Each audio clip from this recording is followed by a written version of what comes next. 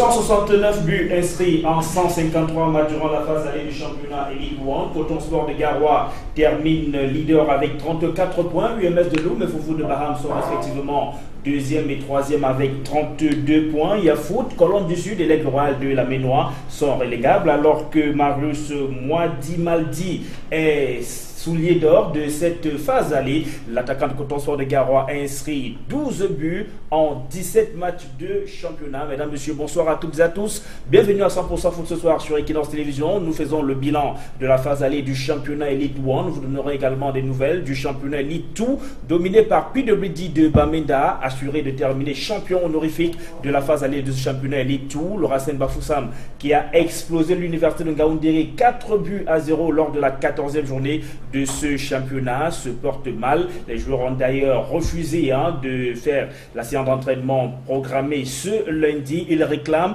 4 mois de salaire impayé. Ainsi vont les clubs du championnat de football professionnel du Cameroun, alors que la Ligue, elle, se réjouit notamment de la bonne organisation de cette phase allée du championnat Elite 1. D'ailleurs, beaucoup d'observateurs estiment que depuis la création de la Ligue professionnelle du Cameroun, c'est l'un des meilleurs débuts de saison, que ce soit en Elite 1 ou en Elite 2, le calendrier qui a été scrupuleusement respecté, la plupart des matchs en retard qui ont très vite été rattrapés. Mesdames, Messieurs, avec nos invités ce soir, nous traitons donc le bilan de ces championnats de football professionnel. Mathias Tanguay, bonsoir.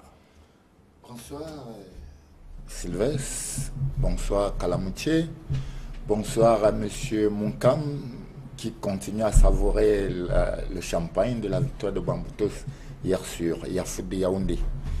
Alors, justement, vous vous êtes présenté, vous êtes dirigeant de l'un des dirigeants de Bamboutos de Bouddha. Vous revenez de Yaoundé puisque les Manga Boys sont en déplacement au stade militaire de Yaoundé pour affronter Yafoot dimanche. Bamboutos de Bouddha s'est imposé 1-0. Du coup, vous terminez la phase aller en beauté, plutôt.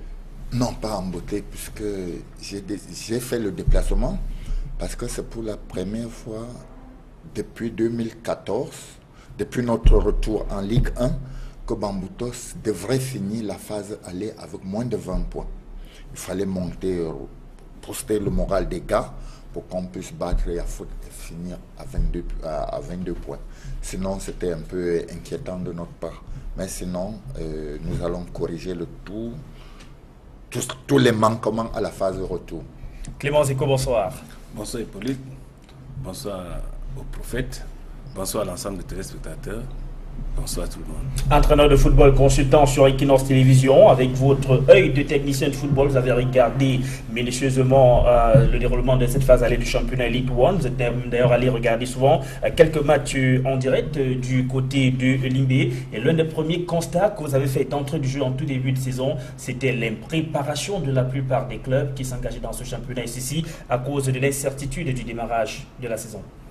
Oui, et on a beaucoup craint à cette période-là parce que le temps imparti pour la préparation d'avant-saison n'avait pas été respecté pour la plupart des clubs qui devaient s'engager dans cette compétition. Le minimum de 6 à 8 semaines qu'il faut n'était pas. Pourtant, le championnat s'était achevé il y avait longtemps de cela. Et malheureusement, lorsque le championnat s'est achevé, on n'avait pas donné les dates exactes de reprise. Et le chemin faisant, on a fait 4 reports pour se retrouver à commencer en février. Et ça a fait donner aux équipes qui n'avaient pas suffisamment de temps ou de matériel ou bien d'informations de ne pas commencer comme il aurait fallu. Et c'est pour cette raison qu'en cette période-là, nous avions émis l'inquiétude de voir que les équipes vont commencer alors qu'elles n'ont pas véritablement achevé le capital temps pour la préparation. Maintenant, quand cela est passé, on a vu qu'en tout début, c'était extrêmement poussif, très poussif pour certaines équipes qui ont tiré le diable par la queue pour pouvoir se sortir de cette situation-là. Et la preuve, c'est que c'est vers la fin du championnat que beaucoup d'équipes se sont mises sur la fin de la phase allée. Phase allée du championnat, que les équipes se sont mises sur la bonne ligne. Et on peut remarquer, par exemple, une équipe comme le Dragon. C'est sur la fin que le Dragon enchaîne plusieurs victoires et reprend du poil la bête. Même chose pour nous. Donc, il y avait ce capital pour un temps qui n'a pas été respecté. Mais les équipes, au fur et à mesure, ont réussi, certaines ont réussi à prendre du poil la bête, parce que quand nous voyons Feutu, nous voyons Fofu, en début de saison, c'est deux équipes qui se sont donné les moyens et ont fait la course en tête. Et jusqu'à vers la moitié de la phase aller, c'est à ce moment-là que le Coton et l'UMS sont entrés dans la danse pour que ça fasse un quatuor, même si sur la fin c'est le Coton qui passe en tête, mais Feutu a été la plus régulière au haut du tableau. Je veux dire, Fofu a été la plus régulière au haut du tableau.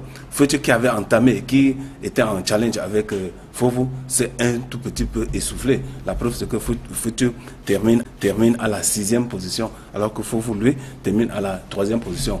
Donc, Coton et UMS qui sont venus de derrière ont réussi à attraper l'échappée et maintenant aller clouer au pilori sur la dernière ligne droite de la phase aller. Et plus approfondi, de manière plus approfondie, nous ferons le bilan chiffré tout à l'heure de cette phase aller du championnat Elite One. Retrouvons ce match de Yaoundé, le stade militaire précisément, le déplacement de Bamboutos, le déplacement victorieux de Bamboutos de Bouddha qui allait battre Yafoot à domicile. 1-0 le résumé. Joël Essengue à Esserine.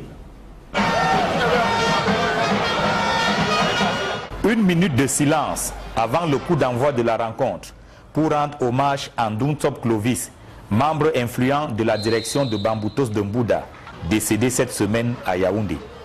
Puis le coup d'envoi est donné sous le regard du maire Luc Assamba, président fondateur de Yafoot, et Mathias Tanguay, représentant du président de Bamboutos de Mbouda. Dans les gradins, les supporters du club le plus populaire du Cameroun sont reconnaissables à leur uniforme rouge et violette. Mais sur le terrain, rien à se mettre sous la dent pendant les 45 premières minutes. Pas même ce coup franc de danser pour Bamboutos de Mbouda. Ou cet autre de Obono pour Yafoot qui ne donne rien. 0 but partout, c'est donc le score à la pause.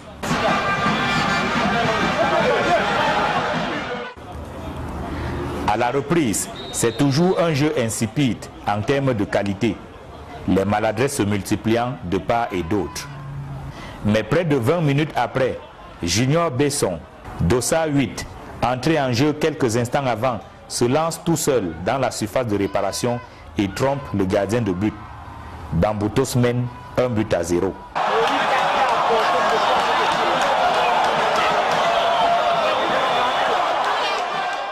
C'est l'unique occasion du match.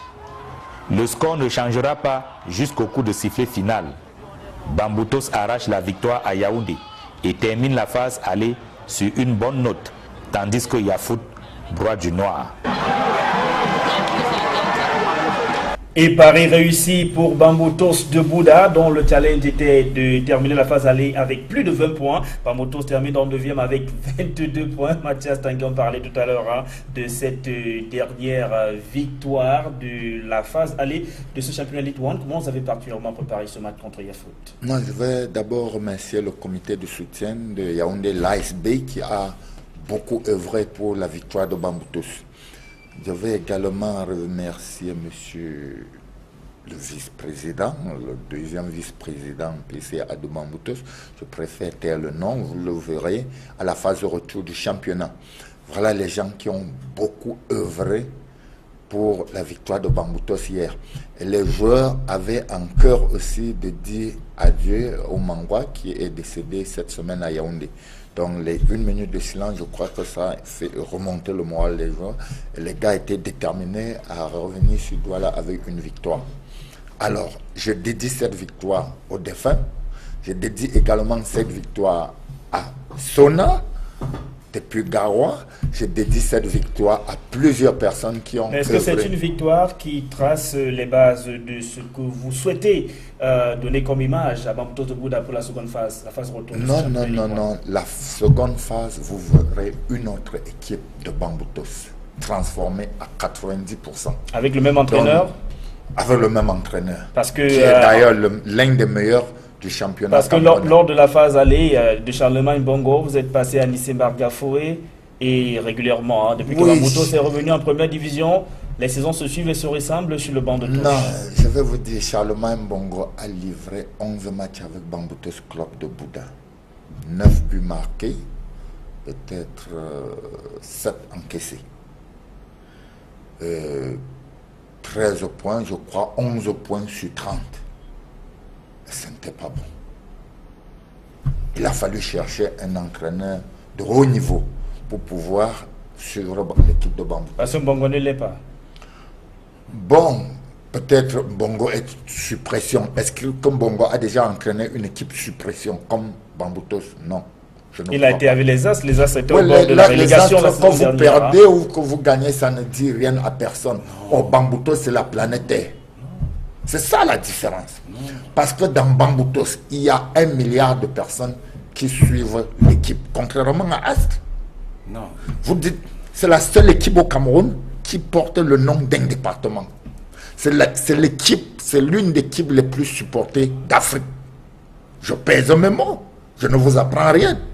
Il y a la différence entre la défaite de Bamboutos et la défaite des Astres. Par exemple, lorsque Bamboutos perd un match, c'est des milliers, c'est des millions de personnes qui sont fâchées, contrairement à Astre. Mais est-ce que parler ainsi de Charles, je donnerai la parole tout à l'heure à Clément Zeko, qui est également entraîneur de football, est-ce que parler ainsi de Charlemagne Bongo ne vient pas confirmer ici, c'était selon beaucoup d'observateurs, surtout les entraîneurs de football estiment que vous ne respectez pas beaucoup les entraîneurs de football à Bamboutos de Bouddha?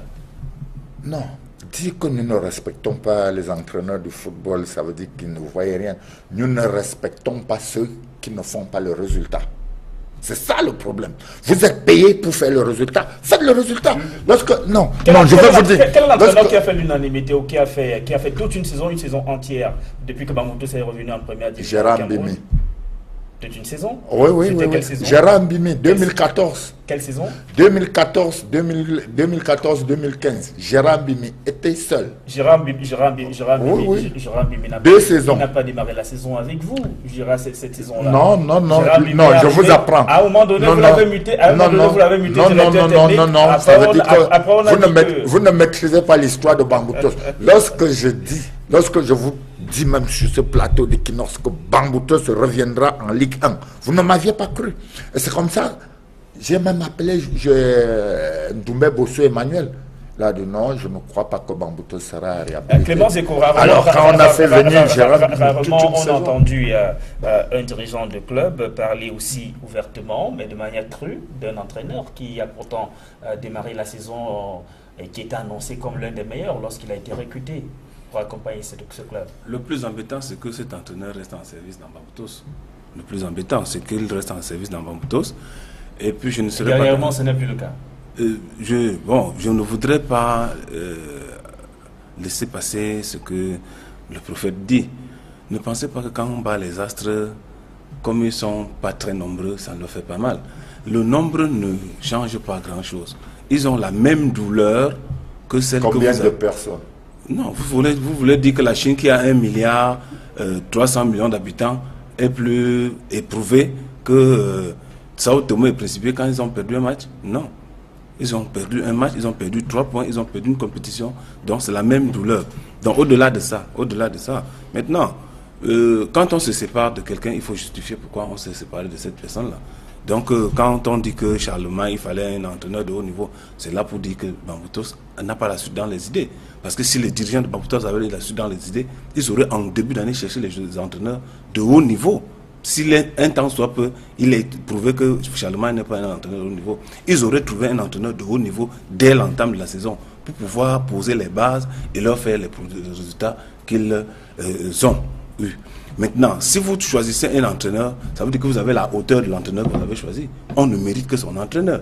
Mais maintenant, si vous choisissez un entraîneur à qui vous ne donnez pas la possibilité de travailler comme il faut, il y a un souci. Il y a un souci que l'entraîneur en question n'est pas dans les conditions, dans l'environnement qu'il faut pour qu'il travaille.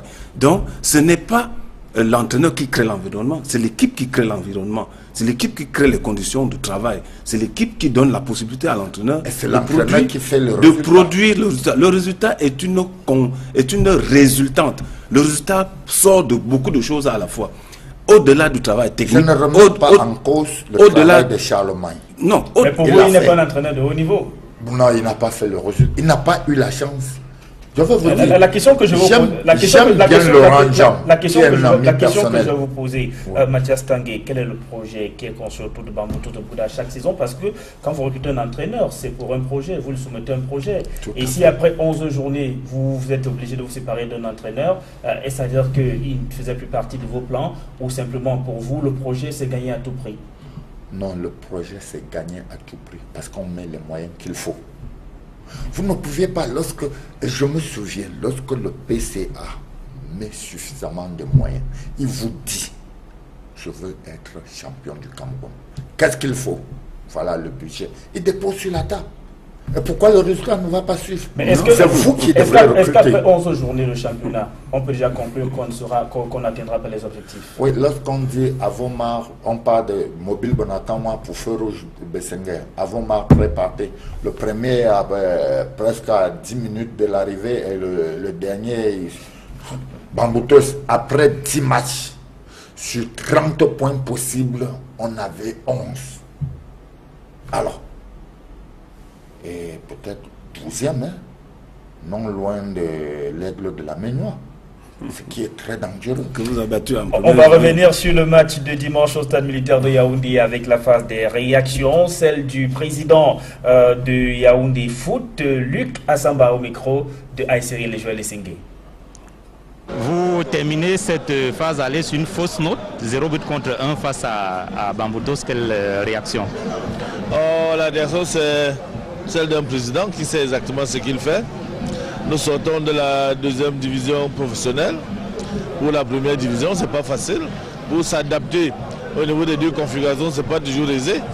On ne peut pas venir passer d'un seul trait. Il faut des secousses pour que vous puissiez mettre les pieds véritablement au sol. Et nous pensons que la trêve qui arrive à point va nous permettre de mieux réajuster notre équipe. Lorsqu'on regarde le tableau de bord, ce n'est pas tout à fait reluisant. Il y a foot, c'est 17 matchs, 3 victoires seulement, 7 défaites, 7 nuls, 9 buts marqués, 19 encaissés, moins 10 à la différence. On ne peut rien dire de plus à ce sujet. Attendons seulement la phase de retour et un maçon se juge au pied du mur. Justement, la phase retour, comment vous l'entrevoyez? Il y aura de nouveaux recrutements? On a déjà modifié l'encadrement technique. Vous voyez que ça a mieux joué aujourd'hui avec des conseils. Parce que l'encadrement technique est là depuis 2 jours seulement, 2 à 3 jours seulement. Et ça a mieux joué que par le passé. En essayant de réajuster l'effectif, nous pensons qu'on va gagner le pari. Réajuster l'effectif, vous pensez à quel compartiment? L'attaque, l'entrejeu, la défense? Toutes les parties, tous les compartiments. Il faut renforcer les 4 compartiments sur le stade. Le gardien, la défense, le milieu, l'attaque. Il faut retoucher un peu partout pour avoir une équipe équilibrée. Il y a foot à toucher le fond, hein, c'est le cas de le dire. Pendant cette phase aller, est-ce qu'il y a des possibilités de revenir à un meilleur classement? C'est pour ça que je vous dis que la trêve est là pour réajuster. Attendons voir la première journée de la phase de retour. Ça ne va pas être la même chose. Ok, merci président. C'est moi qui vous remercie. Yaoundé Foot, premier relégable de ce championnat Elite One à l'issue de la phase aller. Mais le président Lucas Samba, le président de ce club, reste optimiste. La trêve de 2 semaines permettra peut-être de faire des réajustements. La plupart des clubs d'ailleurs sont en train de se plonger dans cette initiative-là. Il faut apporter des réajustements. À l'Aigle de la Ménois, c'est de ça qu'on parle. À Edin Sport de la Ligue, c'est de ça qu'on parle. D'ailleurs, Edin Sport de la Ligue a recruté un nouvel entraîneur à 2 journées de la fin de la phase aller. On en parlera sur ce plateau. Le temps pour nous de mettre le cap sur le stade Omnisport de Bafoussam. Dimanche, Feutu de Bandjoun, il recevait New Star de Douala. Feutu Clément Zeko l'indiquait tout à l'heure, a commencé la saison de manière tonitruante, mais s'est essoufflé vers la fin de cette phase aller. Par exemple, cette défaite dimanche, 0 but contre 2 face à New Star de Douala, peut l'expliquer. Le résumé du match, Dallas Bartelchana, Jean-Paul Chuniat. 14e au tableau en arrivant au stade Omnisport de Bafoussam Kwekon. Le détenteur du trophée de la Coupe du Cameroun ne s'attendait certainement pas à remporter sa première victoire de la saison à l'extérieur. Une vraie surprise pour New Star de Douala, totalisant jusque-là 7 défaites sur 8 matchs en déplacement.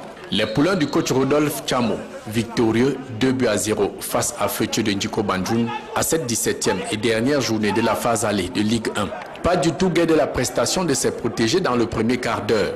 Le président Faustin Domke crache sa colère dans les gradins, poussant ses joueurs à véritablement mouiller le maillot et briser le signe indien des déboires à l'extérieur. La pression paye et 20e minute, ballon récupéré au milieu du terrain. New Star, en un temps 2 mouvements, ouvre le score sur une frappe croisée de Nanju. Le tout à la grande désillusion du président Futhieu.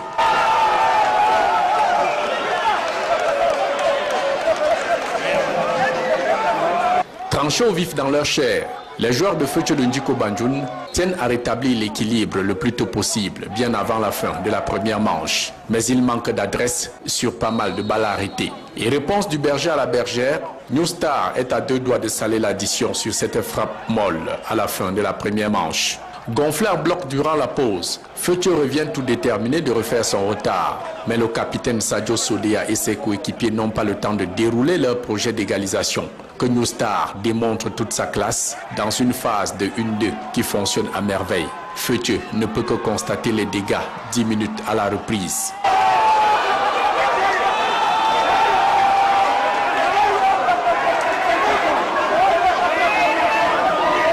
La défaite qui se dessine semble déjà bien faire mal pour que 2 supporters des 2 équipes s'étripent dans les gradins.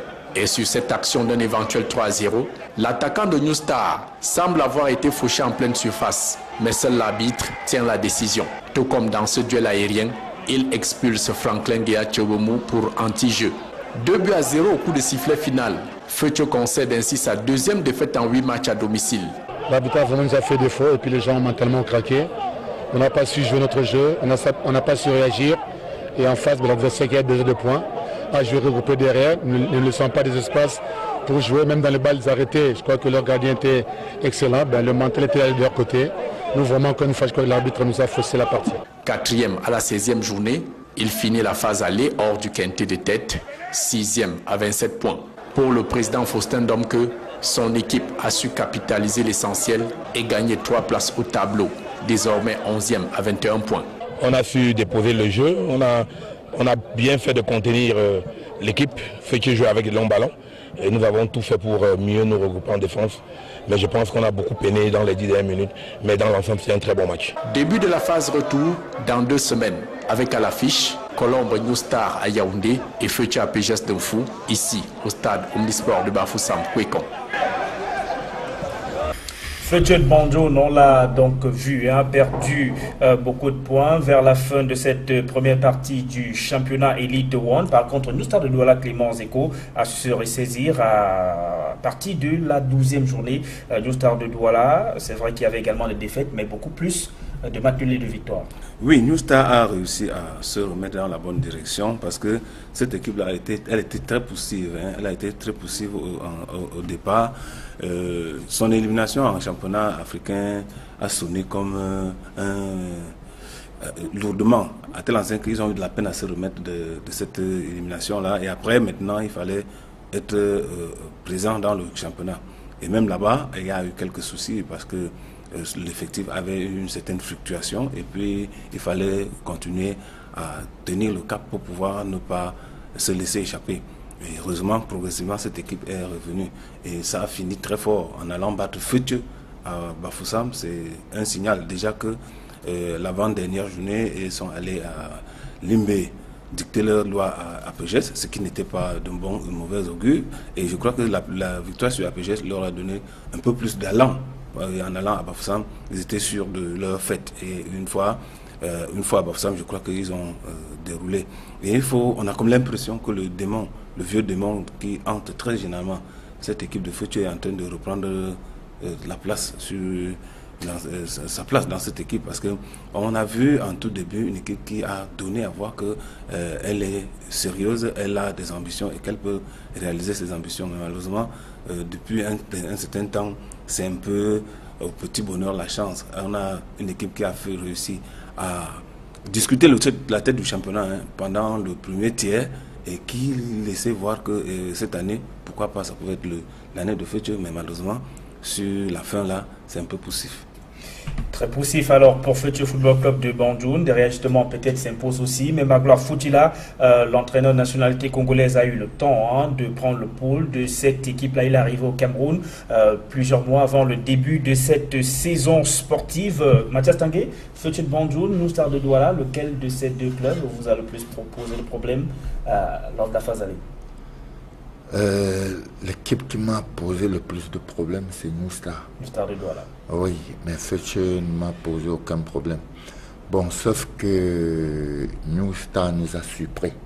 Et c'est le seul match où l'arbitre était très correct. Mais par contre, Futur, les gens, bon, c'est parce que nous n'avons pas seulement eu de chance. À Limbé, on aurait Futur prenait au moins 3 buts. Mais on n'a pas eu de chance. Notre problème se pose au niveau de l'attaque. Mais quant à New Star, bon, c'est parce qu'à la dernière minute, un joueur était désarçé, il a ramassé le ballon de la main et New Star a profité pour marquer le deuxième but qui nous a fait perdre les 3 points de la journée ou le 1 point de la journée. Le champion en titre Trading Sport de la Léquier a fait le déplacement de l'Homme dimanche pour affronter UMS local, le champion 2016. Alors c'est un match entre anciens champions, UMS champion 2016 contre Ding champion 2017. Aucune de ces équipes n'a réussi à faire la différence. 0 but partout. Le score de ce match, une équipe de Ding Sport de la Léquier qui a démontré qu'elle était fébrile en cette première partie du championnat Elite 1. Pourtant, avant le début de la saison, il y a eu un recrutement qui a été qualifié de XXL. Beaucoup de joueurs cadres la saison précédente dans des clubs de ce championnat Elite 1 ont donc dû signer des contrats avec les Ding Sport de la Ligue. Seulement, beaucoup d'entre eux n'ont jamais figuré même sur la feuille de match. C'est le cas de l'ancien capitaine de l'Union sportive de Douala, David Ito, qui a bel et bien signé un contrat avec cette équipe des Ding Sport de la Ligue et Ding qui à tout début de championnat se sépare d'Anissé Bargafoué. Anissé Bargafoué qui est l'actuel entraîneur des Bamboutos de Bouddha. Bonaventure Ndjonkep a pris les rênes, même s'il est beaucoup plus directeur technique. Jean-Baptiste Bissek, depuis la 13e journée, après la 13e journée, donc après la 14e journée, après la 15e journée précisément, a donc signé un contrat de 2 ans avec cette équipe des Ding Sport de la Léquier.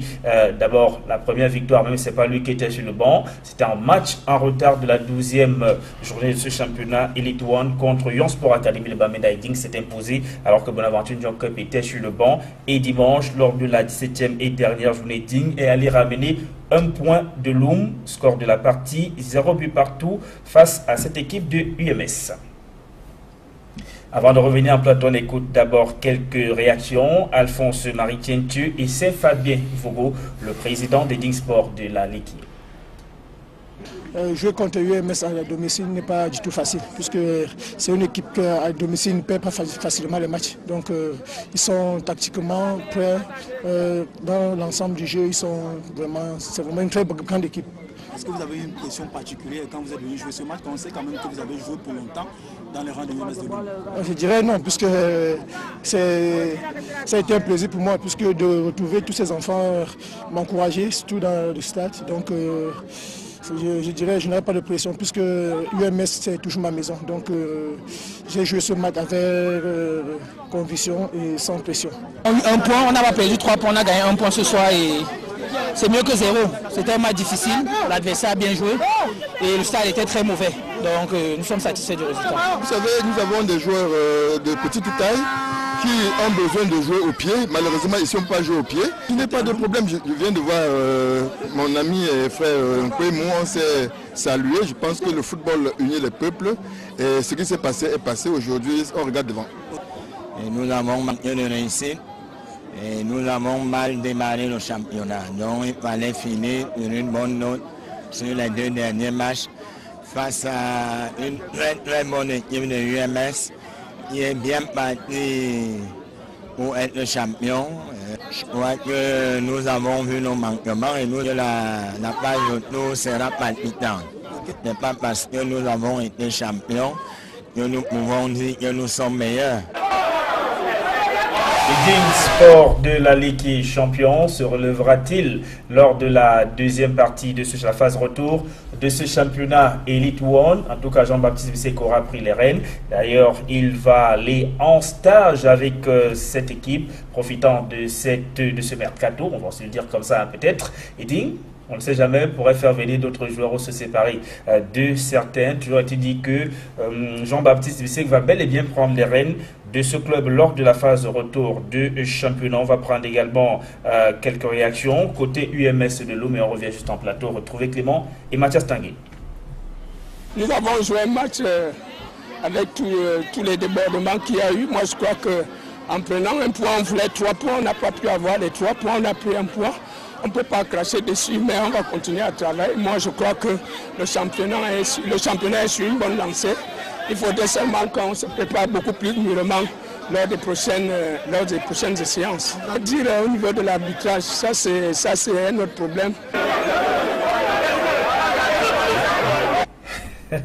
Quelques échauffourées au passage dimanche au stade municipal de Loum, mais rien de grave. Dieudonné, le coach de UMS de Loum, qui lui aussi pense déjà à cette phase retour de ce championnat Elite One. Dieudonné qui a d'ailleurs postulé pour être l'entraîneur principal de l'équipe nationale de football du Cameroun, les Lions d'Ontable. On parlera également de ce processus de recrutement qui est en cours au niveau du comité de normalisation de la Fédération camerounaise de football. On va marquer une courte pause, non mais avant, on va donner la parole à Mathias et à Clément. Clément, d'abord avec vous, Eding Sport de la Ligue, comment expliquer cette méforme du champion, pourtant qui a fait rêver à travers son recrutement? Mais c'est les vertiges de hauteur. Nous savons que lorsque vous allez très haut, si vous n'en avez pas l'habitude, vous allez avoir des vertiges. Eding, en 2 ans, pour ne pas dire 3, a réussi à faire ce que beaucoup de clubs n'ont pas fait au Cameroun, c'est-à-dire partir de la Ligue 2 en Ligue 1 et arriver en 2 saisons en Ligue 1, réussir à être champion. Et maintenant, il s'est projeté dans une ambition telle qu'il avait l'intention de faire une bonne campagne africaine. Et dans cette intention-là, il a cru qu'une constellation de stars était une équipe. Donc il fallait prendre les joueurs les plus ronflants qu'on pouvait avoir sous la main et maintenant pouvoir aller à la compétition. Malheureusement, l'osmose, l'harmonie qui avait été longtemps vue entre le staff technique et le staff administratif s'est disloqué à tel enseigne qu'on s'est séparé de l'entraîneur au moment où il était question de véritablement huiler la machine. Parce que la préparation, on peut bien avoir de grands joueurs, mais maintenant, c'est l'activité autour de laquelle on fédère les joueurs qui fera de ce groupe-là une équipe suffisamment solide, qui sait aller à la victoire, qui sait défendre les situations, qui sait chercher les points. Et l'artisan de fond pour cette œuvre-là, c'est l'entraîneur et son staff. Malheureusement, à ce moment-là, il y a eu une discorde entre le président et Mbarga est allé. Et au petit bonheur, la chance, on a réussi à colmater les bêtes. Ça fait en sorte que déjà que sur le plan mental, ils ont pris un coup. Après, ils ont un peu mis du temps pour se remettre sur la bonne voie. Donc, l'erreur que Eding a eu à commettre, c'était de déjà croire qu'une constellation de stars, c'est une équipe. Ensuite, maintenant, dans le management avec le staff technique, d'aller en discorde. Maintenant, je pense que les choses telles que le président le dit vont aller de manière plus soft. Maintenant que Bissek arrive, il faudra qu'il ait le temps d'apprendre à connaître le groupe. C'est vrai qu'à l'extérieur, on a une lecture. Mais à l'intérieur, la lecture devient différente. Encore qu'on sera à la manette. Il doit être à la manette pour essayer de replacer les pions. Je pense qu'en allant en stage, comme ils le disent, ils vont en stage pour se donner les moyens, d'abord pour lui, de bien connaître le club, de bien mettre son projet, d'asseoir sa manière de faire, de donner et de faire passer sa philosophie à telle enseigne que les joueurs soient capables de s'en approprier pour être à mesure de produire les résultats qui leur manquent tant. Et vous avez joué Eding Sport de la Ligue, tout comme UMS de Loum, lors de la phase allée de ce championnat Ligue 1 de Mathias Tanguay. Oui, nous avons atomisé Eding Sport de la Ligue qui est 2-0 sur ses propres installations. Mais je veux vous dire quelque chose qui me surprend dans le football camerounais. Si mes souvenirs sont bons, il y avait une équipe là, olympique de volley, une équipe des stars. ils n'ont pas réussi à accéder en Ligue 1. Il fallait sortir un décret qu'on a poussé un joueur, ok, l'autre accède directement. Et lorsqu'on recrute les meilleurs joueurs de notre championnat pour la CHAN, on rentre dernier.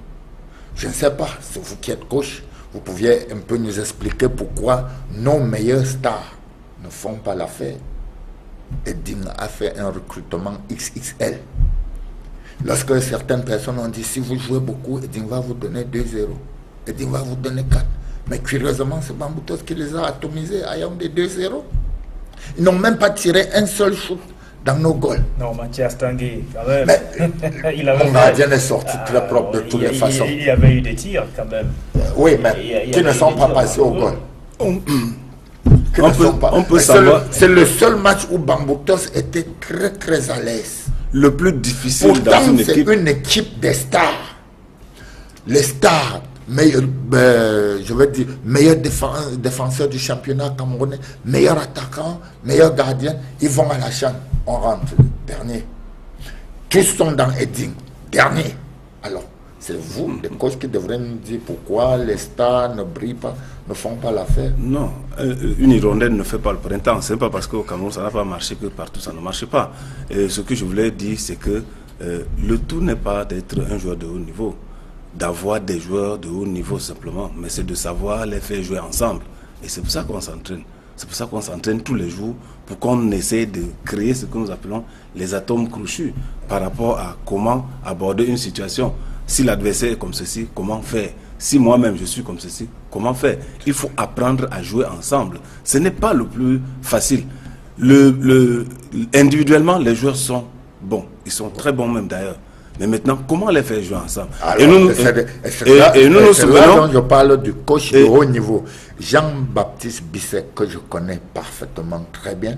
Je crois qu'il va faire l'affaire. Lorsqu'on parle des coachs de haut niveau, quand on voit Bonaventure, bien sûr, bien sûr. Quand on voit une jeune fille, on fait les yeux doux. Lorsqu'on parle de coach, Anissem Bagafoué était champion avec Edding Sport de l'Allée, qui, je suis sûr, s'il était resté, Edding serait arrivé en finale de la Champions League. Vous croyez? Je crois. Et si il a été champion, je crois, avec Union de Douala. Quand on parle des coachs, on regarde leur palmarès. Jean-Baptiste Bissek, je crois que c'est lui qui a fait monter Cosmos. Voilà, et nous avons vu comment Cosmos jouait. Cosmos est arrivé, a battu toutes les équipes de Douala, sans exception. La première année sur Jean-Baptiste Bissek, si vous... Je me souviens. J'étais dans les Astres à l'époque. Ça veut dire, donc, j'ai joué Cosmos à Bafia, où on les a battus là-bas. Oui, peut-être quand Jean-Baptiste n'était plus là. Donc, je suis d'accord avec vous. Lorsque vous dites, les joueurs, les stars sont là.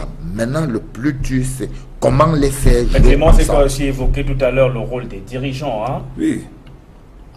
Oui. Il a dit tout à l'heure qu'il fallait impérativement une bonne symbiose entre le banc et l'administration. Aidez-moi un peu, Clément, que doit faire le dirigeant? Dire au coach le joueur qu'il faut classer. Éviter par exemple l'ingérence dans la gestion. C'est pas ça le problème. Le rôle qui est dû au coach, par exemple, Clément. Que chacun joue son rôle. Simplement. Que chacun joue son rôle. Les dirigeants laissent le championnat des dirigeants pour jouer celui des coachs. Ils sont aptes à dire que tel joueur, il ne faut pas qu'il joue, ou bien que tel autre joueur joue, mais ils ne sont pas aptes à prendre le soin du joueur qui s'est blessé. Ils ne sont pas aptes à donner le traitement qu'eux-mêmes ont mis dans le contrat du joueur en début de saison. Ils ne sont pas aptes. Ils ne sont pas aptes à créer l'environnement qui permette à l'équipe de produire le résultat. C'est l'administration qui crée l'environnement. Ce n'est pas le sélectionneur ou bien l'entraîneur. L'entraîneur s'intègre au milieu et de l'intérieur produit son résultat. Or, monsieur le prophète, combien de fois vous vous êtes séparé des entraîneurs simplement parce que vous avez voulu que l'entraîneur fasse quelque chose qu'il n'a pas fait, simplement parce que vous vous mêlez à ce qu'il doit faire? Non. Le problème n'est pas là. Le problème, c'est que une équipe, c'est un tout. Une équipe, c'est un tout. Et où chacun a des rôles. L'administration a un rôle, le staff technique a le rôle, les supporters ont un rôle, l'environnement dans lequel l'équipe a son rôle à jouer. Maintenant, s'il y a fraction, on peut bien être bien entraîné, mais ne pas faire de résultats. On peut être pas très bien entraîné, mais faire de résultats simplement parce que par moment, il est de toujours. Nous avons entendu les gens de l'Aigle, je fais une parenthèse, dit que désormais la prime chez eux c'est 70 000. La première fois, dès qu'ils ont annoncé la première fois, l'Aigle a gagné, ils se sont dit que la prochaine fois, ils vont monter ça à 80, 100 000 et l'Aigle gagnera. Non, l'argent seul ne peut pas. Vous voyez donc que la motivation seule de l'administration ne peut pas faire gagner. Le travail seul de l'entraînement ne peut pas faire. Il faut ce tout-là. Il faut ce tout. D'accord, on va marquer une courte pause et on revient prendre les résultats complets de cette 17e et dernière journée de la phase allée de ce championnat Ligue 1. À tout de suite. Jean touche le ballon, passe à David, lui présent en métal. Jean passe sur la prochaine David remet le ballon en jeu, passe pour Guidon qui presse 1, 2, 3, un tir en portier. Il n'y a pas de football sans 33 Export. 33 Export, supporter numéro 1 du football. Et donc, on va prendre le tableau des résultats complets de cette 17e et dernière journée de la phase allée du championnat Elite 1. Les Astres de Douala, ancien club de Clément Zeko, recevait à Bouya AS Fortuna de Yaoundé. Fortuna qui termine tout de même aussi la phase allée du championnat en meilleure forme qu'au départ de cette phase allée. Les Astres ont été tenus en échec un but partout par cette équipe de AS Fortuna de Yaoundé. Yafouta a été battu par Bamboutos, on en a parlé déjà. Le Dragon de Yaoundé a réussi à tenir tête à Coton Sport de Garoua, 2 buts partout. Et malheureusement, Fovo Football Club de Baham et UMS de Loum n'ont pas su profiter de ce résultat parce qu'il suffisait d'une victoire pour Fovo ou pour UMS de Loum pour reprendre la tête du classement. Mais Fovo a fait match nul, UMS de Loum a fait match nul, Coton a fait match nul et donc Coton qui était déjà devant, c'est le statu quo, ça n'a pas bougé. Hein. Les 3 premiers ont gardé leur rang respectif. Coton premier, UMS deuxième et Fovo troisième. Une histoire du Conca par contre termine bien la phase allée de championnat. Et vous l'avez vu, le réalisateur nous propose d'ores déjà le classement. Coton Sport, on le voit avec 34 points. est leader. UMS de Loum, deuxième, 32 points. Fovo de Baham, 32 points, troisième. Lyon Sport Académie de Bamenda Clément, ça a été l'un des clubs les plus constants en championnat lors de la phase allée. Oui, Lyon Sport est la meilleure équipe à domicile. Elle est 4e à l'extérieur. Et elle a été aussi parmi les équipes les plus constantes et les plus progressives. Et nous voyons que le staff de Lyon Sport qui est constant, parce que Emmanuel Doumbé-Bosso est là, il a mené son projet, il est en train de le conduire parce que c'est l'œuvre de sa réflexion et de ses mains. Donc on sent qu'il y a une constance. Et dans cette constance-là, on peut faire quelque chose. Donc Lyon Sport a des arguments. Sur l'ensemble des 17 matchs, Lyon Sport a réussi à engager 7 victoires. Donc ça veut dire que c'est une équipe qui a de la qualité et de la constance. Il faut cultiver de la constance et faire un projet qui doit être mené à bout. Et c'est au bout du projet qu'il faut tirer les leçons et non au début. Lyon Sport Académie de Bamenda, on revient donc sur ce classement. Bamboutos de Bouddha, Mathias Tanguay termine 8e avec 22 points, suivi des Astres de Douala, 22 points. On va prendre l'autre partie de ce classement. On remonte du bas vers le haut.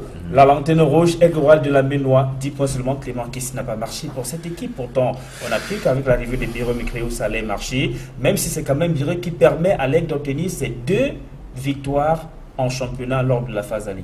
Il ne faut pas avoir la mémoire courte quand on parle de l'Aigle. Il ne faut pas avoir la mémoire courte. L'Aigle a remporté un tournoi qui était organisé en début de saison à l'Ouest. Et au sortir de cette victoire, les gens ont cru que l'équipe était déjà en maturité. Au lieu de continuer à préparer cette équipe, ils sont entrés en conflit. N'oublions pas qu'il y a eu un conflit bien larvé en début, qui a perturbé cette équipe de l'Aigle en début de saison.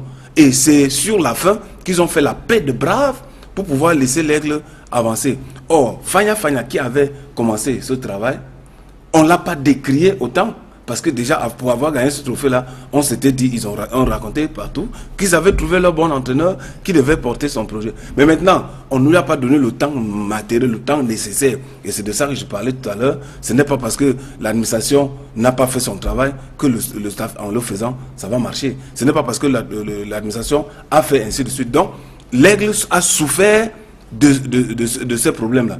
Et je pense que c'est maintenant qu'ils comprennent. Le changement d'entraîneur, oui, Biroué est venu avec son œil de technicien.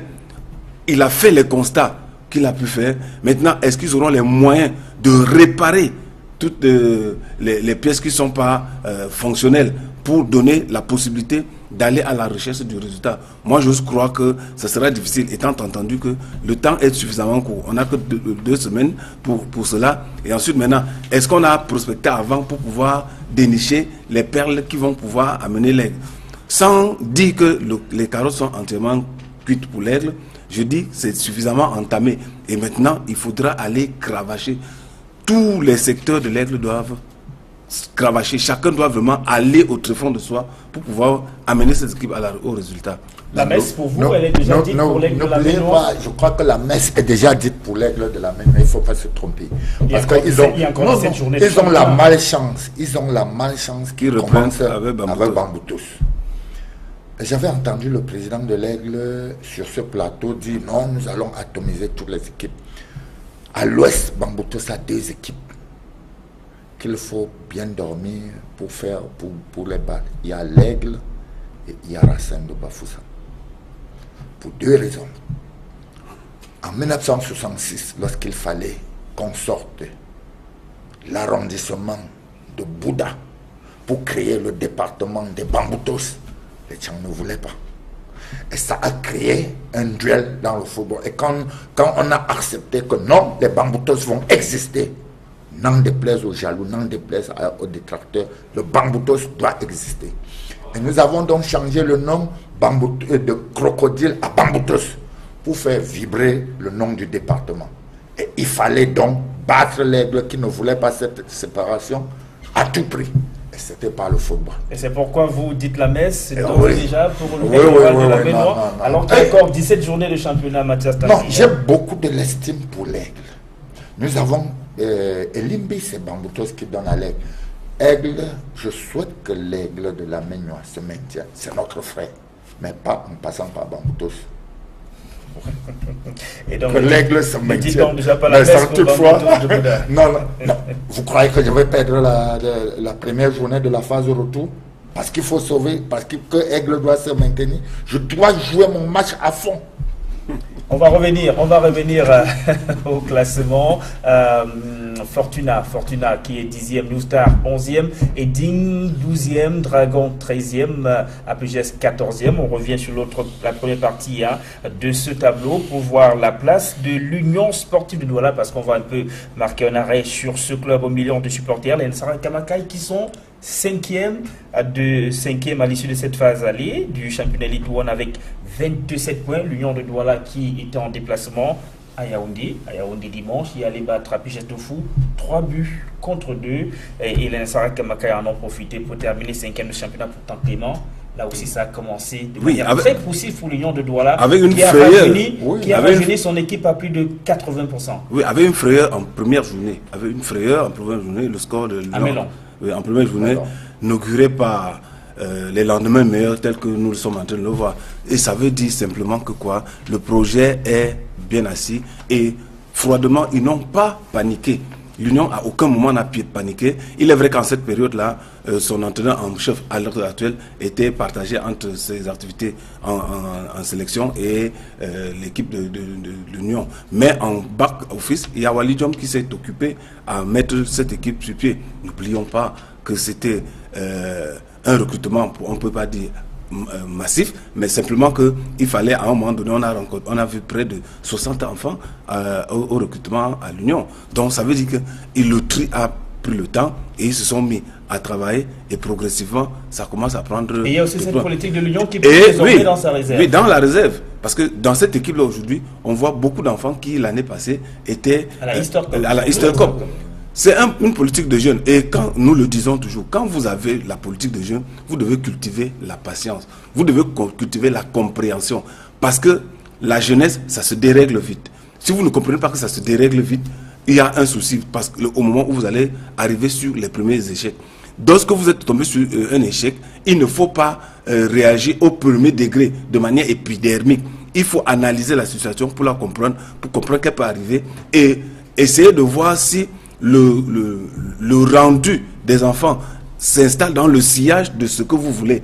Et on peut se passer d'un résultat pour continuer à travailler. Je pense que de temps en temps, l'Union laisse voir qu'effectivement, cette philosophie-là est bien pensée et qu'elle doit être mise en application. Et puis, lorsque ces enfants-là ont pris sont entrés en rodage, je crois qu'ils sont capables de faire du bon jeu. J'ai vu un enfant de l'Union, à Teba, je crois, vraiment très jeune. L'un des meilleurs de cette équipe. Vraiment très jeune. Mais ce que cet enfant fait laisse voir que les lendemains peuvent être porteurs. Si l'Union continue à cultiver cette compréhension, à lui donner l'encadrement, à les mettre en confiance, parce que la jeunesse, ce n'est que ça. Les mettre en confiance pour qu'ils donnent le meilleur de ce qu'ils savent faire. Et je crois que l'Union de Douala est en train de s'inscrire dans ce sillage-là. Contrairement à d'autres équipes qui se gargarisent d'un certain statut et qui ne sont pas capables de mettre quelque chose dans le fond pour pouvoir trouver le bon cap. Par rapport à eux-mêmes. Je le dis, ils ne sont pas un seul. Il n'y a pas que Bamboutos, ils sont bien nombreux comme ça. En tout cas, chapeau président Franck Capi de l'Union sportive de Douala qui maintient tout de même le cap. Tout à fait, parce que moi personnellement, j'apprécie ce que l'Union fait. Nous avons d'ailleurs copié, puisque ce que le coach Clément Zeko oublie, c'est que Bamboutos a déjà une équipe à la Easter Cup. Oui, depuis 2 ans, nous sommes à la Easter Cup. L'un de nos meilleurs buteurs, nous l'avons pris à Easter Cup. Et à la phase retour, vous allez voir 2 juniors de la Easter Cup, de Bamboutos Junior, dans l'équipe senior. La Easter Cup qui vient, la Easter Cup 2018. Oui, nous avons ciblé 2 joueurs qui vont faire leur entrée dans l'équipe senior à la phase retour. Je suis sûr qu'ils vont réussir comme Phoning de l'année dernière. Donc, ce que l'Union fait est très très bien. Et dans la vie, il faut copier ce qui est bien. Ça, j'apprécie ce que l'Union fait. Bon, je croyais qu'ils devraient paniquer après le 4-0. Bon, ils n'ont pas paniqué. Bon, l'équipe s'est remise. Bon, aujourd'hui, ils m'ont posé pas mal de problèmes. Et même avec la bénédiction du nulard des arbitres qui étaient au stade, parce que contre Bamboutos, c'est Atezabon qui a donné la victoire à l'Union de Douala. Et Bikim, Ilunga Bikim, ce nul-là des arbitres. C'est bien gros le qualificatif que vous voulez trouver. Oui, bien sûr. En tout cas, on va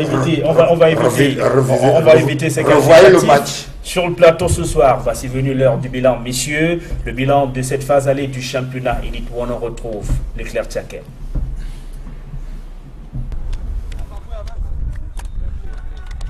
Pour plusieurs passionnés de football, depuis la création de la Ligue de football professionnel, c'est le meilleur début de saison que connaît le championnat de première division au Cameroun en matière de respect du calendrier. Très peu de matchs en retard entraînaient le déroulement du championnat. La plupart des matchs sont démarqués par la bonne qualité de jeu. Sur la base des performances, Coton Sport de Garoua termine champion de la Mansali avec 34 points dans la besace contre 32 pour Union de Mans-Parti de Lyon et Football Club de Baham respectivement 2e et 3e. En écart réduit qui peut démontrer que cette première partie du championnat a été âprement disputée. Durant le parcours, des clubs tels que l'Union Sportive de Douala avaient démarré la saison par une défaite, se sont bien rattrapés. D'autres clubs, par contre, pourtant habitués de l'élite, ont été de mauvais élèves. C'est le cas de l'Aigle Royal de la Bénois qui a terminé cette phase allée du championnat, dernier au classement, avec seulement 10 points. L'autre mauvaise note est attribuée aux arbitres par la Ligue de football professionnel qui a d'ailleurs suspendu le responsable de leur commission. Les hommes en noir ont été rappelés à l'ordre par Madame la secrétaire générale de la Ligue de football professionnel du Cameroun. Les multiples changements d'entraîneurs sous les bancs de touche des clubs ont également été remarqués. En 17 journées de championnat, 10 clubs ont changé d'entraîneur. Sur le terrain, en plus de son titre de champion honorifique de la phase aller, Coton Sport de Garoua s'adjuge la meilleure attaque avec 27 buts et le meilleur buteur, Marius Mwandimanji, qui a inscrit 12 buts. La meilleure défense est celle de Yon Sport Academy de Bamenda, qui n'a pris que 5 buts, alors que la pire défense est celle du Rapace de la Minois, qui a pris 21 buts. L'Oiseau de la Minois, tout comme Colombe du Sud, n'en a inscrit que 8. Au total, 269 buts ont été inscrits en 153 matchs durant la phase aller du championnat d'élite 1.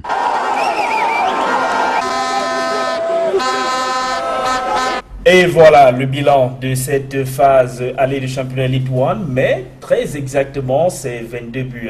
22 buts au total, sont 22 buts au total qui ont été pris par l'Aigle Royal de la Ménois en 17 matchs du championnat Mathias Tanguay. On va commencer par ces changements d'entraîneurs dans les clubs. 10 clubs sur 17 ont changé, sur 18 ont changé d'entraîneur lors de cette phase aller. Parmi ces clubs, il y a Bamboutos de Bouddha, bien évidemment. Quel est le problème finalement? Le problème, c'est l'insuffisance de résultats. Il ne faut pas chercher midi à 14h. Mais en même temps, les entraîneurs disent que le problème, c'est vous les dirigeants qui leur donnez pas les moyens. Aujourd'hui, qui les laissez pas travailler, pas les moyens. Aujourd'hui, prenons le cas de Coton. Coton a en tête, avant l'arrivée de son coach, quelle était sa position? Alors, ne voyez pas seulement, il y a 10 entraîneurs. Je crois qu'à la phase, avant la phase retour, je crois qu'on va passer de 10 à 15. Je suppose que toutes les équipes qui ont changé là seront en tête du championnat. Non. L'Aigle Royal de la Ménois est resté dernière équipe. L'Aigle Royal, l'Aigle Royal est resté dernière équipe. Comment l'Aigle a fait son recrutement? Est-ce que l'Aigle a fait un recrutement ciblé ou bien il a pris les joueurs d'interquartier? Est-ce que l'Aigle a pris les joueurs qui ont déjà fait la Ligue 1? C'est ça qu'il faut voir. Donc, dire que quand il y a manque de résultats, mettez-vous à la place des présidents. Lorsque vous êtes ici, parce que vous êtes compétent. Avant de passer 5 ans ou 10 ans à Equinox, vous êtes d'abord passé par un stage pré-emploi. Et c'est par votre efficacité qu'on vous a maintenu. Alors, moi, rassurez-vous, c'est pas le cas. Non, vous n'allez pas me tromper. Mathias Tanguay, là où Mathias Tanguay travaille, c'est par compétence que Mathias Tanguay est là. Quand je suis nul, on me met à la porte. Alors, si vous êtes là, c'est parce que vous êtes compétent. Voyez aussi la même chose pour les coachs. Quand le coach est compétent, il reste. Quand il n'est pas compétent, il est la seule chose. La seule chose. Les clubs ne respectent pas les contrats qui passent avec les entraîneurs. Puisque les entraîneurs sont très bien. Les dirigeants ne respectent pas parce qu'ils voient les moyens qu'ils mettent et le résultat ne suit pas. Vous nommez un entraîneur, c'est pour que ce soit lui qui fasse les choix. Ce ne sont pas les dirigeants. Oh non. Alors pourquoi vous êtes entraîneur. Vous êtes entraîneur. Et si vous laissez le patron faire le classement, ça veut dire que vous n'êtes plus entraîneur. Vous devrez dire au président, non, c'est moi le maître. Sauf qu'il y a certains clubs, et parmi lesquels Bamboutos de Bouddha, lorsque l'entraîneur ne s'y soumet pas, on le met à la porte. Non, qui par exemple Je vais vous dire, ce que vous oubliez, dans Bamboutos, nous mettons, c'est pas manque de résultats que le coach est à la porte. Mais le problème, c'est que vous le dégagez par votre responsabilité dans l'émission que vous faites. Pour la première fois de l'histoire de Bamboutos, on met les joueurs de l'air, comme on le dit partout. Les joueurs qui n'étaient pas bons pour livrer le match. Les joueurs de nulle part. Et nous prenons pour la première fois de notre histoire 5 buts devant la PGS de fou. Il fallait que le coach parte le même jour. Vous croyez qu'on allait le caresser? On laisse les vrais joueurs et on met des nuits là et on nous a mis 5-0. Si Bamboutos de Bouddha, vous croyez qu'on va laisser? Si Bamboutos de Bouddha a été en Ligue 1 en France, il change d'entraîneur tous les jours parce que Saint-Germain en met régulièrement 7. Ok, non, je vais vous dire. Mais il ne change pas les entraîneurs. Non, vous pouviez perdre avec les meilleurs. Perdez avec les meilleurs, je suis d'accord avec vous. C'est-à-dire, mettez les meilleurs et perdez avec les meilleurs. On sera d'accord avec vous. Mais ne mettez pas les joueurs qui sortent de nulle part pour perdre et dire que non, c'est le président, c'est le... Est-ce donc à dire qu'également, on reste sur Bamboutos de Bouddha puisque vous êtes en plateau, lorsque vous faites un casting, vous ne l'approfondissez pas, vous nommez un entraîneur sans avoir véritablement su quelles sont ses compétences? Non, tous les entraîneurs... Non, C'est à ça qu'on aboutit finalement. Non, je vais vous expliquer.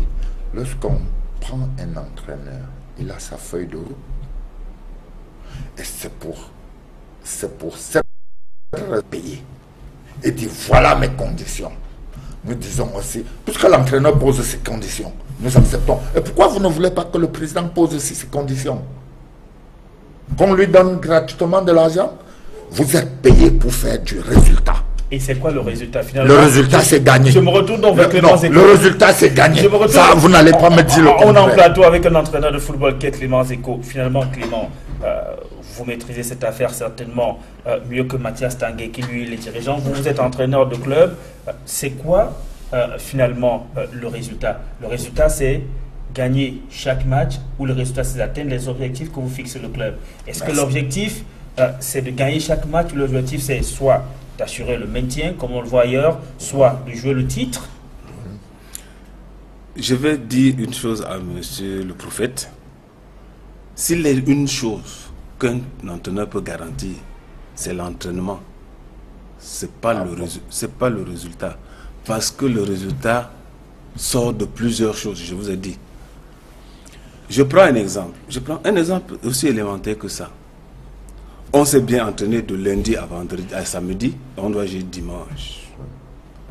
Nous sommes arrivés à l'hôtel et le repas n'est pas prêt. Le repas n'est pas prêt. Et les joueurs vont aller jouer. Le jour du match, le repas qui devait être le seul repas du jour n'est pas prêt, alors qu'on doit aller au match. C'est à qui la faute? C'est à l'entraîneur. Non, Bambuto s'est logé dans les meilleurs hôtels. Je n'ai pas parlé de Bambuto, j'ai pris un exemple. Les Lions d'hôtel été logés dans l'un des meilleurs hôtels de Bruxelles. Maintenant, j'ai pris un exemple. J'ai pris un exemple où l'entraîneur n'est responsable de rien. Il n'est vraiment responsable de rien. Je suis d'accord. Peut-être que même l'administration n'est responsable de rien. Ils ont déjà payé pour les repas. Peut-être que même l'administration a déjà payé pour les repas. Mais le repas n'est pas arrivé. Simplement parce que le service à l'hôtel a eu un souci. Et ça a impacté mentalement sur les joueurs. À la fin, vous avez perdu. Vous avez dit que vous allez chasser qui? L'hôtel? Vous allez chasser qui? L'hôtel parce que vous n'avez pas gagné? Je pourrais rendre sa situation invivable. Voilà. S'il est à l'origine de la défaite. Qu'est-ce que je voulais vous dire? Lorsque vous n'avez pas conçu, lorsque vous n'avez pas la conception de ce que vous voulez, on dit souvent, il n'y a pas de vent favorable pour celui qui ne sait pas où il faut aller. Il faut déjà savoir où on va pour savoir si ce vent est favorable ou pas. Et quand vous savez où vous allez, il vous est très facile de déterminer à quel moment le cap est dévié. Quand vous avez des clubs, comme beaucoup il y en a ici, qui, au petit bonheur, la chance, dès qu'ils ont gagné 1-2 matchs, ils déclarent qu'ils seront champions. Alors que le travail de fond n'est pas un travail qui va amener vers le championnat. Vous avez un des clubs, dès qu'ils ont perdu 2 matchs, ils supposent que l'année est entièrement foutue. Alors que c'est des faits d'étapes qui vont faire voir les erreurs de parcours qui, corrigées, vont les amener. La preuve, prenons 2 exemples. Si on prend l'Aigle, si on prend Coton, Coton a changé, Coton est dans la bonne voie. L'Aigle a changé, l'Aigle n'est pas dans la bonne voie. Malgré tout le travail de professionnel que l'entraîneur qui a remplacé celui qui est parti est en train de faire, il faut corriger un certain nombre de choses qui sont en intérieur. Et ces choses-là, pourquoi ces choses-là sont arrivées? Parce qu'au moment où il fallait mettre ces choses en place, l'administration pensait plutôt à autre chose. Chacun voulait se faire voir et prendre les devants pour se gargariser du fait « je suis ». Or, mais ça n'empêche pas le coach de faire très bien son travail. Il a fait avec ce qu'il avait. Il n'a fabriqué aucun. Il est le parent, il est le père d'aucun des joueurs là. Peut-être pour revenir sur l'anecdote. Je comprends. Vous prenez la défense du coach. Non, peut-être pour revenir sur l'anecdote. Je ne prends pas la défense. Chaque coach, chaque employé doit avoir sa feuille de route. Qui donne la feuille de route? Clément, peut-être pour revenir sur une anecdote. Qui donne la feuille de route dans l'équipe? On se souvient qu'alors que vous étiez, entraîneur de désastre de Douala et que les joueurs avaient déjà passé plusieurs mois sans percevoir leur salaire et que ça commençait à grogner, vous ne vous êtes pas fait prier pour leur dire que vous... Je n'entraîne pas les joueurs qui ont faim. J'ai dit que moi, je n'entraîne pas les joueurs qui ont faim. Là, au moins. Oui, moi je n'entraîne pas les joueurs qui ont faim. Parce que quoi? Vous êtes véridique. Vous êtes comme Alexandre Belinga qui avait. Mais sauf que ça lui a valu, c'est que ça lui a valu. Je préfère. Parce que le problème c'est quoi? J'ai beaucoup de l'estime pour Clément. Le problème c'est quoi? Le problème c'est que très généralement, c'est facile de jeter l'opprobre sur l'autre. C'est de dire c'est l'autre qui est le responsable de la situation. En oubliant soi-même ce qu'on doit faire soi-même. Il y a les erreurs dans l'entraînement, ça c'est vrai. Il y a des erreurs dans l'entraînement. Autant il y a les erreurs dans l'entraînement, il y a les erreurs dans le management, il y a les erreurs dans l'administration. Quand vous dites que vous allez payer la prime, est-ce qu'il y a les équipes qui disent que dès que vous gagnez, on vous donne la prime? Et c'est généralement vous le dites. Dès que vous gagnez, on vous donne la prime. Et dès qu'on gagne, vous ne vous donnez pas la prime. Et il y a des joueurs... La prime que vous devez payer lundi, vous partez payer vendredi. Et vous croyez que ça a le même impact? Et il y a des joueurs dont la prime représente le salaire. Parce qu'on va vous dire que par match gagné... On va vous dire, tout à l'heure, j'ai suivi ici, qu'il y a les équipes qui ont 4 mois de salaire. 4 mois d'arrière de salaire. Vous pensez que les joueurs là, ils font comment pour vivre? Pour s'entraîner, il faut manger. Pour s'entraîner, il faut vivre, il faut dormir tranquille. Il y a des joueurs ici qui dorment avec un œil, parce qu'il faut veiller à ce que le bailleur ne vous retrouve pas dans la maison. Et il faudra aller à l'entraînement, revenir le plus tard possible, dormir et se réveiller le plus tôt possible pour ressortir. Et c'est le coach qui est responsable. Et vous vous attendez à quoi? À quel résultat? Maintenant, vous croyez que c'est le coach qui doit donner le salaire? Non, sérieux. Vous voyez donc que s'il faut parler de cette manière-là, on se rend compte qu'effectivement, il y a beaucoup de choses à dire. On va prendre notre volet de ce bilan de la phase allée du championnat Elite One. Clément, Mathias Tanguay, 969 buts ont été inscrits en 153 matchs. C'est bien au-dessus de la moyenne. 953 buts. 269 buts en 153 matchs. 269 buts en 153 matchs. Vous savez, ce qui m'a marqué dans le football aujourd'hui, c'est que les avant-centres de race, comme Samuel. Vous savez, ce qui m'a marqué dans le football aujourd'hui, c'est que les avant-centres de race, comme Samuel Eto'o, deviennent de plus en plus rares. Des avant-centres de race, comme il y avait un bon Écoulé et Jeune de l'Union sportive de Douala. Je crois qu'il a fini une saison avec 42 buts. Or, cette année, cette fois, vous ne pouviez plus voir un joueur finir avec plus de 25 buts. En dehors, donc, je comprends qu'il y a un problème. Clément doit vraiment nous dire le remède qu'il faut pour créer des avant-centres.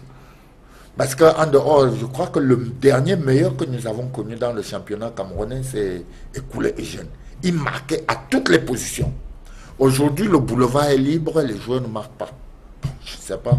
Il va nous dire, il peut peut-être nous dire 269 buts en 153 matchs, c'est une bonne moyenne. Ça fait environ 1,76 buts par match. Hein. Oui, disons que la moyenne de buts est au-dessus de 1. La moyenne de buts est au-dessus de 1. Inférieur à 2, ça veut dire que au même moment, on demande de marquer. Au même moment, on demande de ne pas marquer. Parce que l'attaque joue contre la défense. Si vous marquez, ça veut dire qu'il y a l'emprise de l'attaque sur la défense. Si vous ne marquez pas, ça veut dire que la défense, en prenant la situation de jeu, ce n'est pas les défenseurs, c'est la situation d'attaque qui est au-dessus de la situation de défendre. On défend quand on n'a pas le ballon. On attaque quand on a le ballon. Et on va d'ailleurs proposer ce tableau des statistiques de cette phase allée du championnat Elite One, au même moment que vous en faites le commentaire. Donc je dis, c'est déjà intéressant de savoir qu'il y a plus d'un match, plus d'un but par moyenne. C'est aussi intéressant de savoir qu'il n'y a pas plus de 2 buts sur le plan défensif. Et c'est intéressant de voir que la meilleure attaque, l'équipe qui a marqué le plus, le Coton, avait 27 buts. L'équipe qui a encaissé le plus a 22 buts. Qui a encaissé, la défense la moins poreuse, c'est celle de Yossa, qui n'a encaissé que 5 buts sur 17 matchs. Ça veut dire que sur le plan de l'organisation défensive, c'est une équipe qui est bien assise. Il lui suffit de garder cette organisation défensive et d'être un peu plus productif sur le plan offensif. Et maintenant, il faut trouver les moyens et le cheminement pour. On se rend compte en prenant la même équipe de Yossa qu'à domicile, c'est une équipe qui est intraitable. Mais à l'extérieur, a encore quelques soucis. Donc, est-ce à dire qu'à domicile, elle bénéficie d'un soutien de son public qui lui vient en aide et qu'à l'extérieur, elle réussit tant mieux que mal à s'imposer. Contrairement à une équipe comme New Star, qui à l'extérieur a très peu de victoires. Parce que New Star, même il y a 2 ans, n'avait pas beaucoup de qualité lorsque cette équipe sortait. L'équipe qui voyage le mieux dans ce championnat pour la première phase, c'est le Coton. Coton est suffisamment solide à l'extérieur, mais pas autant à domicile. Et on se pose la question, qu'est-ce qui peut justifier cette fébrilité du Coton à domicile, alors qu'à l'extérieur, le Coton a des arguments. Donc une analyse profonde de cette situation peut permettre à Coton de corriger et de se mettre dans le sillage du championnat. Une équipe comme Feuchteux, qui en début, nous l'avions dit ici, qui en début avait donné à voir qui a de la qualité. Feuchteux est est la 3e équipe à domicile, mais est plutôt 9e à l'extérieur. Et vous voyez que ça ne s'équilibre pas. Ça ne s'équilibre pas. Donc, en analysant les données que nous avons... Et Bamboutos? Bamboutos, à domicile, Bamboutos est pratiquement 16e à domicile. Et à l'extérieur, Bamboutos est 4e. À l'extérieur, Bamboutos s'exprime mieux qu'à domicile. Or, vous voyez donc... Je vais vous dire, vous ne pouviez pas dire qu'en 2000, dans le championnat 2017-2018, Bamboutos est à domicile. C'est difficile pour une équipe qui joue loin de sa base d'être parmi les 5 premiers du championnat. Je vous jure qu'avec cette même équipe à Bouga, on serait parmi les 5. Vous ne pouviez pas. La même bénédiction que nous avons à Bouda, ce n'est pas la même bénédiction que nous avons à Limbé. À Limbé, je peux vous dire au moins 10 balles sur les poteaux contre Feuchteux. La traversée, on va être 2 balles. Alors qu'à Bouda... Justement, Mathias Tanguay, c'était quoi le projet de la délocalisation de l'équipe à Douala?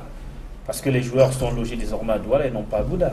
Oui, les joueurs sont logés ici à Douala. Vous savez, le stade de Bouda sera le stade d'entraînement de la CAN. Ce sera l'un des meilleurs stades de l'Ouest. Et Douala, c'est plus proche pour aller à Libye. Je vais vous dire, je vais vous dire, non, nous avons pensé qu'on pouvait jouer à l'Ouest. Mais nous avons joué 5 matchs à Cham, sans marquer le moindre but. Alors on a compris que ce qui bloquait l'Aigle de Cham a bloqué Bamboutos. Et curieusement, lorsqu'on va à Limbé, le premier match contre Dragon, on file 3 buts. N'êtes-vous pas superstitieux là? Non, c'est le bon Bamboutos qui dirige, qui donne la voix à l'équipe. C'est pas Mathias Tanguy. Donc, quand les bons Bamboutos sont parlé. Les bons Bamboutos sont parlé. Nous vous le concédons. Voilà donc ce que nous pouvions dire ce soir sur cette phase allée du championnat Elite One. Félicitations à Marius Mouadil-Madi, l'attaquant de Coton Sport de Garoua, qui termine cette phase allée avec 12 buts. Et c'est dans le soulier d'or de cette phase allée du championnat Elite One. On va parler à présent de Elite 2. Il reste la 15e journée. On a disputé la 14e samedi dernier. Et le résultat, la Dynamo de Douala n'a pas gagné et n'a non plus perdu. Les bonnes Badjobs ont été tenus en échec. 2 buts partout par National Polytechnique de Bambouis. On prend donc ces résultats. Voilà. Victoire également depuis Dermidi de Bamenda, 1-0 sur la Panthère sportive d'Indé. Puis Dermidi de Bamenda est assuré de terminer champion honorifique de cette phase allée de l'élite Tour. Matello et Tom qui ont fait jeu égal, comme vous le voyez, 0 buts partout. Belle victoire du Racing de Bafoussam, 4-0 sur l'université de Ngaoundéré. Par contre, pourtant, malgré cette victoire, il y a ce mécontentement des joueurs qui est remonté à la surface. 4 mois de salaire impayé, c'est la goutte d'eau qui fait déborder le vase. Ils ont refusé de faire l'unique séance d'entraînement qui était prévu sur lundi. On en reparle juste après le tableau, le classement de ce championnat Elite Tour à l'issue de la 14e journée. Un classement dominé par Pidobidji de Bamenda avec 31 points, suivi de Léon Blessé de Fotoni et du Canon de Yaoundé, 24 points chacun. Les Mokok Monganda qui ont également un peu perdu du terrain lors depuis depuis la 13e journée de ce championnat, depuis la 12e journée précisément de ce championnat Elite 2. Par contre, Avion d'Incam reste bien constant. Le club de Joseph-Pierre Batama qui prétend s'inscrire la saison sportive prochaine en Elite 1. Ce n'est pas impossible, il y a une grosse seconde partie de championnat. Dans le fond du tableau, dans le bas du tableau, la Panthère sportive d'Indé est à 3 points du premier relégable. National Polytechnique est dans ce premier relégable avec 10 points. La Dynamo de Douala est avant-dernier avec 10 points. Et l'Université de Ngaoundéré est la lanterne rouge avec 8 petits points. Parlons donc de la situation au sein du Racing de Bafoussam. Est-ce qu'il faut qualifier cela de mutinerie des joueurs qui ont refusé de faire la séance d'entraînement qui était prévue ce lundi? On voit tout ça avec Jean-Paul Chuniat, mais il y a des images qui peuvent choquer les joueurs avec quelques sucettes accrochées à leurs lèvres pour se désaltérer. Eh bien, ce sont les réalités du championnat de football professionnel du Cameroun.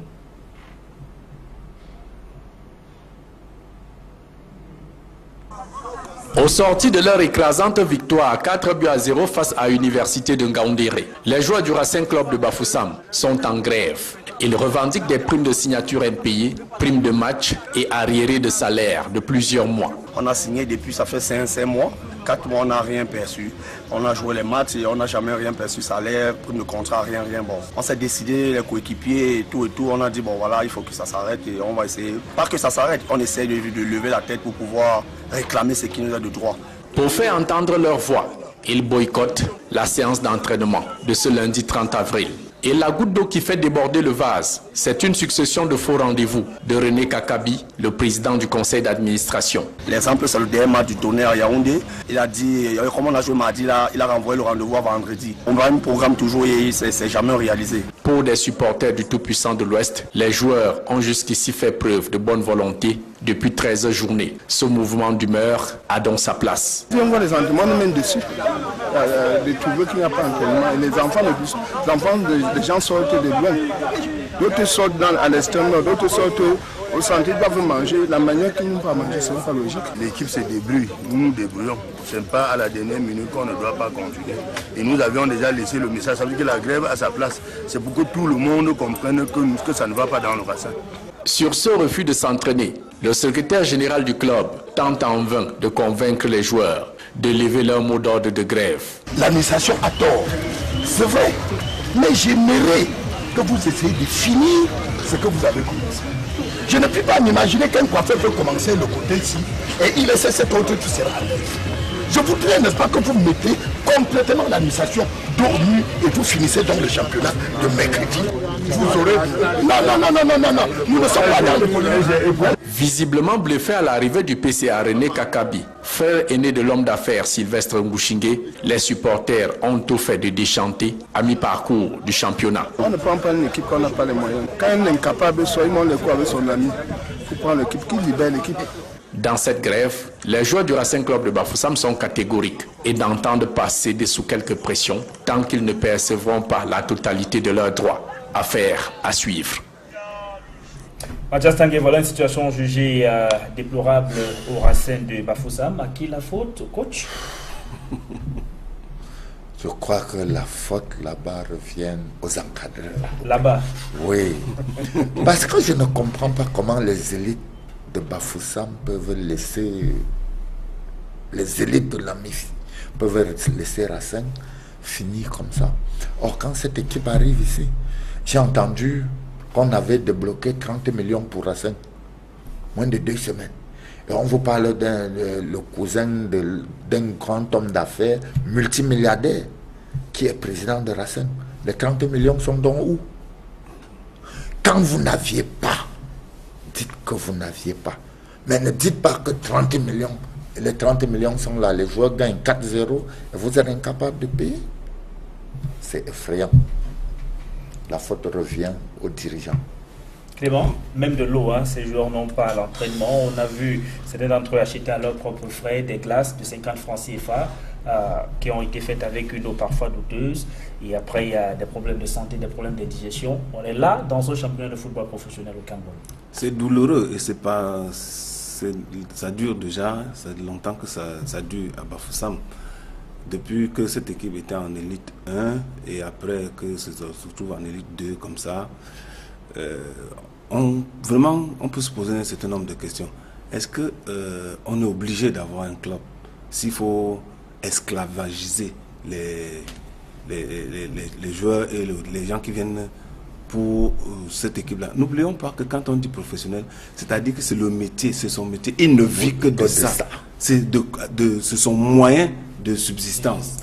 Or, si son moyen de subsistance est foulé aux pieds, est-ce que ceux qui s'engagent dans des activités alors qu'ils n'ont pas les moyens de cette activité-là comprennent qu'ils sont responsables de la déperdition? Vous avez compris le discours du PCA qui reconnaît la faute de l'administration, mais qui demande quand même aux joueurs d'essayer de tenir?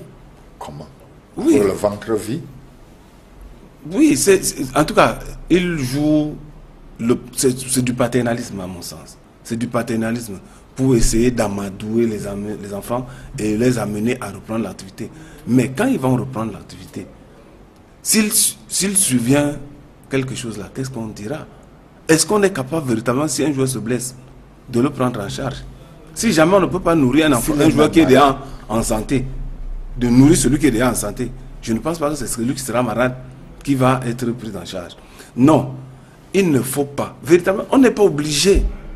On n'est vraiment pas obligé d'avoir une équipe. Mais Clément, il s'agit du Racing de Bafoussam. Oui, mais je sais de quoi. C'est un club plusieurs fois champion du Cameroun. Je sais de quoi je parle. Moi, j'ai fréquenté à Bafoussam. Je connais bien Bafoussam. J'y ai grandi. J'ai mes camarades aujourd'hui. La 4e, c'est dont on parle tous les gens. C'est les enfants de Bafoussam. La 4e, c'est dont nous parlons chaque jour. C'est les enfants de Bafoussam. Donc, quand on parle de Bafoussam, c'est de nous que nous parlons. Et on ne comprend pas que s'il n'y a plus l'intérêt, dans cette activité, qu'on laisse tomber et que les autres, qu'on fasse autre chose que de misérabiliser les enfants qui ont choisi une activité, donc vous les miroitez dans leur activité et vous ne leur donnez pas. Et déterminer même la réputation de tout un département. Oui, c'est pas normal. Il ne faut pas croire que parce qu'on est milliardaire originaire d'un coin, on est obligé de tenir ce club. Si on n'a pas d'intérêt, on laisse tomber. Vos collègues devraient interviewer le président. Vous avez écouté le PCA, il a parlé. C'est le PCA qui a parlé, vous l'avez écouté. C'est effrayant. On va marquer une courte pause, c'est l'émotion comme ça. Juste derrière, on parlera des internationaux camerounais. Comment se sont-ils comportés en club durant le week-end? On en reparle tout de suite, juste derrière. On fait un stade, un très beau stade. Mais les Bouddhas, au-dessus de toute leur richesse, au-dessus de tout l'amour qu'ils ont, ils n'ont pas été capables d'arranger la surface de jeu du stade. Aujourd'hui, on est obligé de délocaliser Bamboutos et ils pleurnichent. Il pleurniche partout de dire vous êtes sûr non, oui, vous ne connaissez pas. Je préfère. Il pleurniche aujourd'hui qu'on a délocalisé. N'a jamais mis pied dans la ville de Bouddha. Non, j'y suis allé près de Clément. Parce que je veux vous dire qu'on a délocalisé Bamboutos. Et si Bamboutos avait joué à domicile, le membre Bamboutos l'aurait accompagné. Non, ne pleurnichez pas. On ne fait pas le procès des communautés ce soir en plateau. On va parler des Lions indomptables du Cameroun. On en parle déjà avec certains d'entre eux qu'on a vu en club le week-end, ce qu'ils ont fait. Les deux des attaquants camerounais, Christian Bassogor et Benjamin Mkandjo, qui ont marqué les buts. Le deuxième de la saison pour Christian Bassogor, qui est le premier pour le capitaine Benjamin Mkandjo. Alors, cette équipe des Lions indomptables du Cameroun est toujours en quête d'un nouvel entraîneur sélectionneur depuis le départ de Hugo Bros, qui s'en est allé sans lâcher le Cameroun véritablement, parce que lorsqu'il a la possibilité, il met un pic, un petit coup de gueule par là, un petit coup de gueule par-ci, ne lâche pas. Et là, on en parle ce soir. On va revenir précisément sur les entraîneurs expatriés qui ont donc postulé pour être entraîneur-sélectionneur de l'équipe nationale de football du Cameroun. Ceci pour dire qu'il y a une folle rumeur qui a annoncé durant le week-end sur les réseaux sociaux la nomination de Willy Sagnol comme entraîneur indomptable du Cameroun. Mais la commission chargée d'étudier les différents dossiers de candidature, cette commission qui est présidée par Ndjimo Kevin, elle a été jointe par nos soins et affirme qu'il n'en est rien, c'était juste un fake news. Et Willy Sagnol lui-même a fait une sortie dans les médias du côté de la France où il allait plus loin il a dit qu'il ne comprend même pas comment son nom apparaît sur des listes au Cameroun. Il n'a jamais postulé pour être entraîneur sélectionneur indomptable du Cameroun.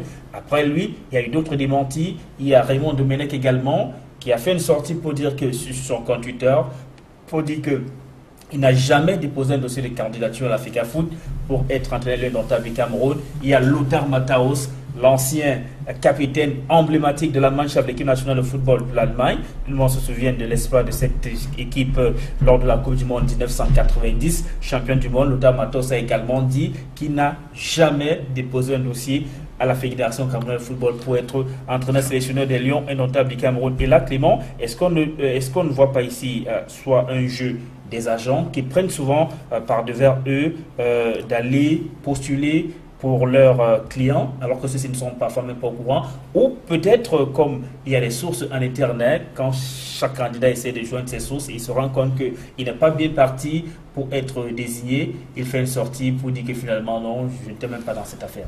Non, il est facile de trancher cette affaire. On dépose les candidatures auprès du comité de nomination. C'est le comité de nomination de dire qu'il y a tel nombre de personnes, que voilà les candidats que j'ai. C'est le comité de nomination qui dit que j'ai 10 candidats, j'ai 20 candidats et il sort la liste.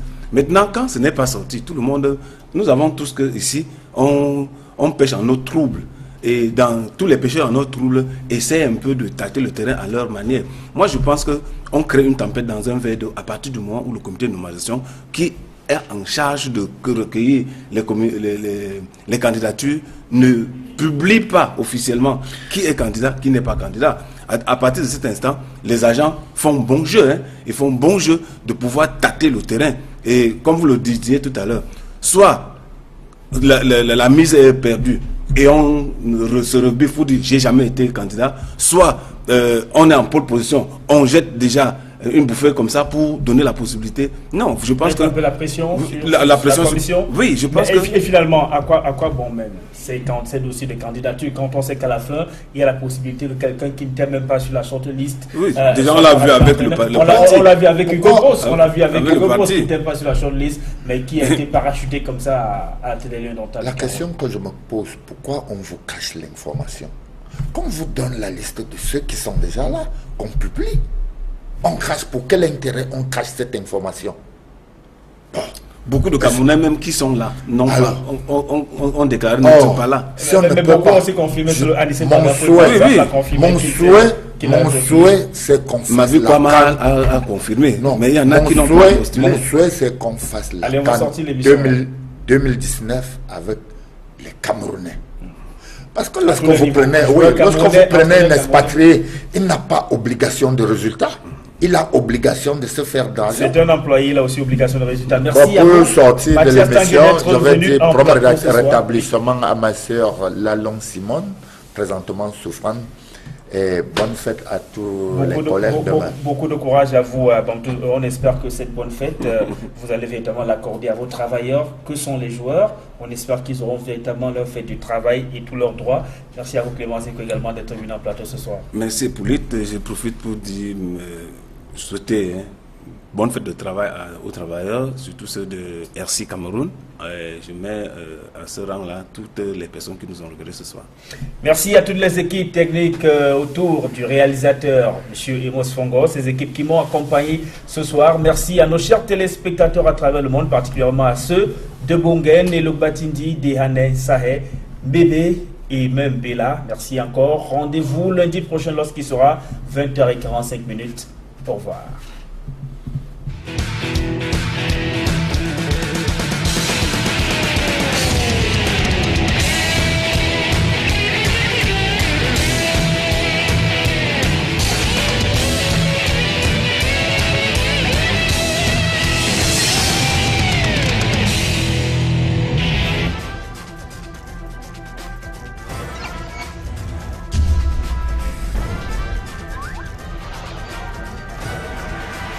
Equinox Télévision, au-delà de l'image, nous rendons compte.